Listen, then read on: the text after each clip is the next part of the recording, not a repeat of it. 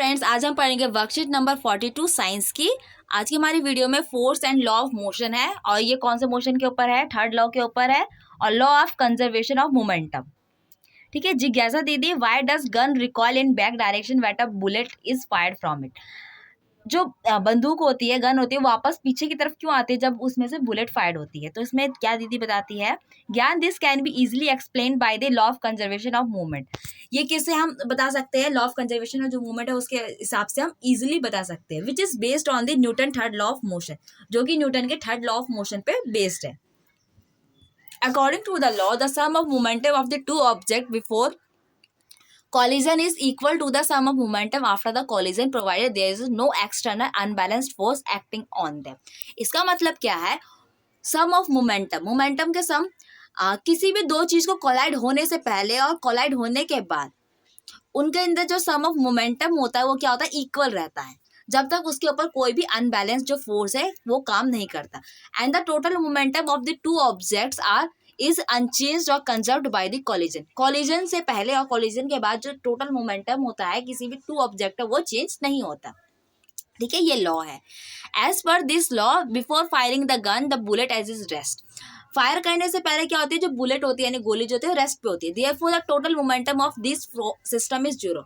इस टाइम पे क्या होता है? जो टोटल मोमेंटम होता है इस टाइम पे जीरो होता है। As soon the gun is fire, if it exert a force on the bullet and bullet is accelerated in the forward direction.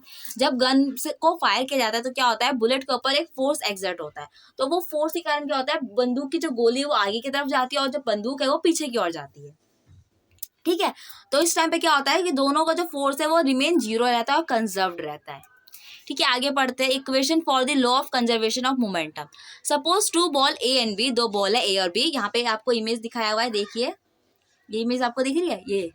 ये क्या है? दो बॉल है A and B and the masses of A and B are the masses of MA and MB are moving along a straight line with velocity of U and UB। U and UB क्या है? ये इसकी initial velocity है, ठीक है, respectively. And there are the no other external unbalanced force acting on them, यानी उसके पर कोई भी क्या है? अनबैलेंस्ड फोर्स जो है नहीं है। लेट UA क्या है? जो लेट UA है वो है ग्रेटर देन UB है, the two balls collide for a time t which each other. Okay, during collision ball A exerts force FAB on the ball B। क्या है? UA क्या है? इनिशियल वेलोसिटी है A वाले बॉल की, और UB क्या है? इनिशियल वेलोसिटी है B वाले की। A वाली जो बॉल है उसका इनिशियल वेलोसिटी ज्यादा है, तो वो क्या करे? जब कॉलिजन हुआ तो बॉल A ने B के ऊपर फोर्स लगाया, तो फोर्स लगाया तो उसमें क्या लिखेंगे? FAB। A जो है B को लगा रहा है, ठीक है। At the same time the ball B exert force. उसी टाइम पे क्या हो रहा है? जो बॉल बी है वो भी ए पर फोर्स एक्सर्ट कर रही है। वो कैसे लगा रही है? FBA। ठीक है, ये FBA लिखा हुआ है ना, इसका मतलब क्या है? बी जो है ए पर फोर्स लगा रही है। After collision their velocities are unchanged as the V and VB। Collision के बाद क्या है? इनकी वेलोसिटी चेंज नहीं होती और V और VB रिस्पेक्टिवली रहते हैं। The momentum of ball A, momentum of all ball A after the collision क्या लिखेंगे? MA UA and MA VE। UA का मतलब इनिशियल वेलोसिटी यानी कोलिजन से पहले, और VA का मतलब कोलिजन के बाद रिस्पेक्टिवली।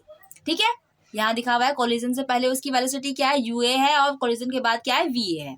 और the momentum of ball B का and after the collision, collision से पहले कोलिजन के बाद, ठीक है, कोलिजन यानी कि टकराना, MB UB and MB VB, ठीक है, respectively.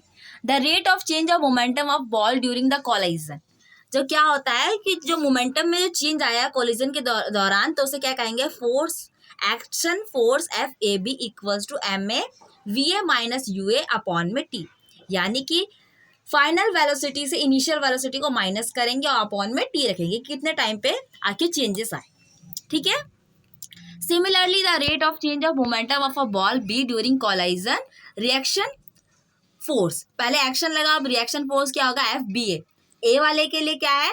MA upon MA bracket में VA माइनस UA अपॉन में T, और जब फोर्स B पे लगा यानी कि जो रिएक्शन कर रहा है वो क्या होगा? MB ब्रैकेट में VB माइनस UB अपॉन में T। V final velocity, U initial velocity. According to the third law of motion, the force FAB exert on a ball A and a B and a force BA exerted by the ball B on a ball A must be equal and opposite to each other. यानी क्या कह रहा है, जो A ball लगाएगी B पर वो कौन सा होगा, फोर्स FAB, और जो B लगाएगी A पर वो क्या होगा, FBA. ठीक है, FAB equals to minus FBA. ये क्यों ऐसा लिखा गया, माइनस क्यों लगाया, क्योंकि ये क्या है, उसका अपोजिट है और इक्वल है. ठीक है, इसलिए इस पे माइनस का साइन लगाया गया है. और MA VA माइनस, इसको क्या करेंगे, आप FA और FBA को हम क्या लिख सकते हैं, FAB के लिए हमने ये वैल्यू लिखी थी, ये देखिए ये वाली वैल्यू लिखी थी, और FBA के लिए ये वैल्यू लिखी थी. तो हम वहीं पर क्या करेंगे, इस वैल्यू को पुट कर देंगे. ठीक है, ये वैल्यू हमने पुट कर दी. तो उसके बाद हमारा आंसर क्या आता है, MA UA plus MB UB equals to MA VA plus MB VB. ठीक है, from this we observe that the momentum of ball A and ball B remain unchanged और कंजर्व्ड. तो हमने क्या जाना है कि जो मोमेंटम है बॉल का वो अनचेंज रहता है और कंजर्व रहता है. ठीक है, आगे क्वेश्चन कहते हैं, फर्स्ट है right the law of conservation of momentum. Momentum conservation का आपको लॉ लिखना है, तो इसका लॉ लिख लीजिए फटाफट से. The sum of the momentum of the two objects before collision is equal to the sum of the momentum after the collision provided there is no external unbalanced force acting on them. हमारा second question कहता है, why does an air filled rubber balloon swing here and there when air escape from the mouth of it. यानी कि जो rubber की जो balloon होती है वो हवा निकलने के बाद इधर से उधर क्यों भटकती है, क्यों घूमती है. तो when air escape from the balloon it swing here and there due to the law of conservation of momentum. ये क्यों होता है, जो मोमेंटम का लॉ ऑफ कंजर्वेशन उसके कारण होता है, और ये किसके ऊपर बेस्ड है, न्यूटन के थर्ड लॉ ऑफ मोशन के ऊपर बेस्ड है. ठीक है, आगे क्वेश्चन देखते हैं. थर्ड क्वेश्चन है, why are rocket move in a forward direction on ignition. Ignition करने पर क्या होता है, जो रॉकेट होता है वो आगे की ओर क्यों भागता है. तो थर्ड का answer, when rocket ignite the fire force land downward and the land force rocket upward. Rule based on law of conservation of movement. यानी क्या कह रहा है कि जब हम रॉकेट में जब आग लगाई जाती है, ठीक है, तो आग क्या होती है, बहुत ही स्पीड में आती है, और वो नीचे जमीन के ऊपर क्या कहते हैं, धक्का सा देती है. तो जमीन क्या करती है, उस आग को ऊपर की ओर धकेलती है. तो इसके कारण क्या होता है, रॉकेट जो है ऊपर की ओर जाता है. और ये किसके ऊपर बेस्ड है, न्यूटन का थर्ड लॉ ऑफ मोशन और कंजर्वेशन ऑफ मोमेंटम. फोर्थ इसका आगे वाला क्वेश्चन देता है, हमें इक्वेशन कंप्लीट करनी है conservation of momentum for the two object A and B moving with a different velocity along straight line. ठीक है, ये वाला करना है. और लास्ट वाला क्वेश्चन भी देख लेते हैं. क्वेश्चन फिफ्थ क्या कह रहा है, during collision ball A exert force AB on the ball B and the ball B exert force dash on a ball A. These two force must be dash and dash to the each other. तो हम इसका answer देख लेते हैं. तो fourth की equation हम ऐसे लिखेंगे, MA UA plus MB UB equals to MA VA UA plus MB VB. और फिफ्थ का आंसर है, during collision ball A exert force FAB on the ball B and B exert force FBA on the ball A. These two forces must be equal and opposite to each other. ठीक है friends, यहाँ पर हमारा video complete होता है. आपको video कैसा लगा प्लीज में बताइए, लाइक कीजिए, कमेंट कीजिए, शेयर कीजिए, और आगे की वीडियोस देखने के लिए प्लीज मेरे चैनल को सब्सक्राइब कीजिए. Thank you.